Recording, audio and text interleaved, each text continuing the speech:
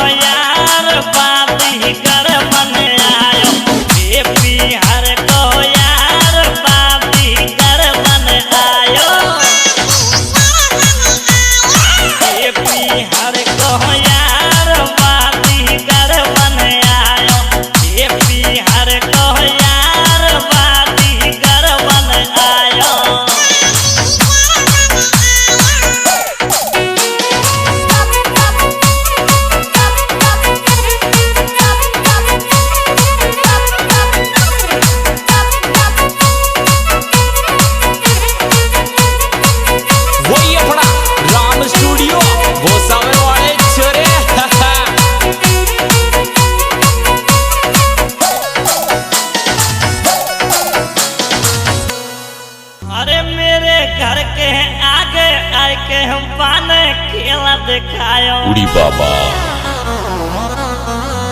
और डमरू बजा के करो इशारो हमको पास बुलायो। I like it. ये मुझसे पूछे हावा बाजी घर बन आयो। ये बिहार को यार बाजी घर बन आयो। ये बिहार को यार बाजी घर बन आयो। ये बिहार को यार बाजी घर बन आयो।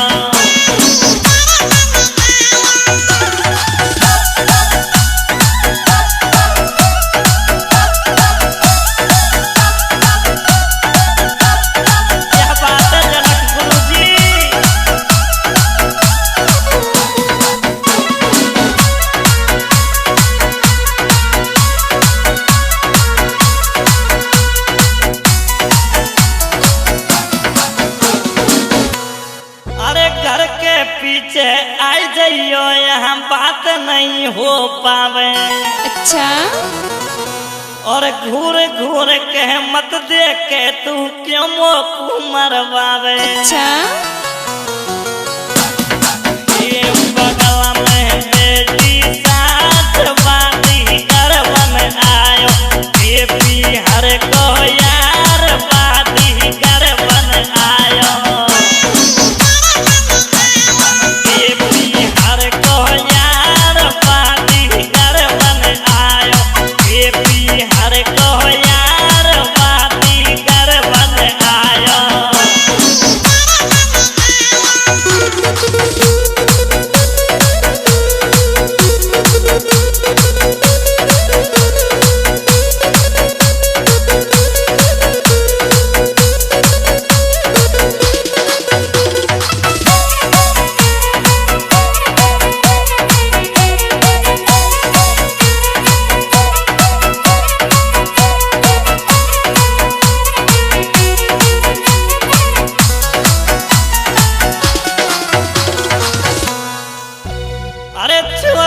छोरी देवे कली लवकी बीन बजावे। अरे रे रे और आंख मार के मेरी बहना मोमाई को हंस जावे। बल्ले बल्ले बल्ले इस होली में देखे हाथ कारो नागन काला। ये बिहार को यार बाती कर बन आयो। ये बिहार को यार बाती कर बन आयो। ये बिहार को यार बाती कर बन आयो।